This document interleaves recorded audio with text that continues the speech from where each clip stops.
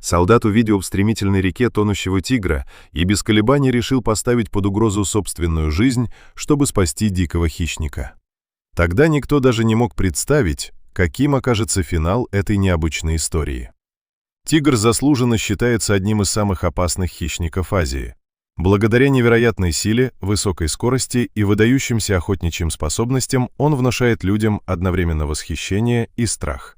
На протяжении многих веков этого зверя воспринимали как настоящего хозяина джунглей. Однако даже столь могущественные животные иногда оказываются бессильны перед разрушительной силой природы. Однажды группа индийских лесных рейнджеров проводила патрулирование охраняемой территории вдоль реки Брахмапутра. Незадолго до этого регион пережил сильный циклон, который значительно изменил окружающую местность. Течение реки стало необычайно быстрым, а вода несла огромное количество поваленных деревьев, ветвей и различного мусора. Опытный лодочник по имени Деван внимательно следил за курсом лодки, стараясь обходить самые опасные участки. Во главе группы находился командир Раджив. В какой-то момент его внимание привлек необычный предмет в воде. Он сразу распорядился остановить двигатель. Лодка постепенно замедлила движение, а все присутствующие посмотрели в сторону, куда указывал командир. На небольшом каменном выступе среди бурного течения из последних сил держался молодой тигр. Большая часть его тела находилась под водой, а лапы постоянно соскальзывали с мокрой поверхности камня. Было совершенно очевидно, что долго продержаться он не сможет. Несмотря на то, что тигры являются превосходными пловцами, в этот раз стихия оказалась сильнее. Скорее всего, во время шторма животное смыло в реку или его столкнуло туда упавшее дерево. Рейнджеры быстро поняли, что без их помощи тигр обречен на гибель. Однако принять решение оказалось непросто. Попытка спасти крупного дикого хищника могла закончиться трагедией уже для самих людей.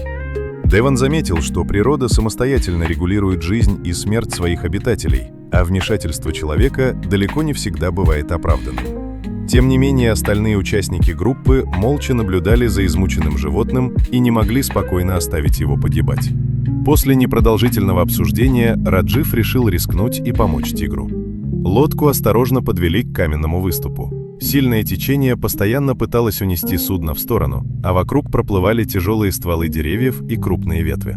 Остальные рейнджеры всеми силами удерживали лодку, пока командир осторожно тянулся к животному. Наступил самый напряженный момент спасательной операции. Раджив крепко схватил тигра за загривок, ожидая, что испуганный зверь начнет защищаться. Однако произошло совершенно неожиданное. Тигр не проявил никакой агрессии.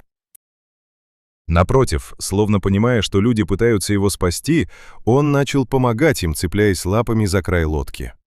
Благодаря совместным усилиям, рейнджерам удалось поднять тяжелое животное на борт. Тигр находился в крайне ослабленном состоянии и нуждался в срочной помощи. После осмотра люди решили доставить его в лагерь, где можно было обеспечить необходимый уход и дать возможность полностью восстановить силы. Именно так началась необычная история доверия между человеком и дикой природой. Спасенному тигру дали имя Аран. В первые дни он почти не двигался, поскольку был слишком истощен. Постепенно состояние животного улучшалось. Он начал хорошо питаться, набирать вес и становился все сильнее. Спустя некоторое время вместо измученного зверя перед людьми стоял крепкий, здоровый и красивый взрослый тигр.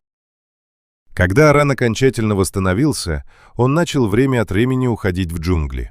Однако каждый раз спустя некоторое время возвращался к людям, которые однажды спасли ему жизнь. Со временем рейнджеры перестали воспринимать его как обычного дикого хищника. Для них он стал символом доверия, взаимного уважения и напоминанием о том, что доброта способна преодолеть даже самые неожиданные преграды.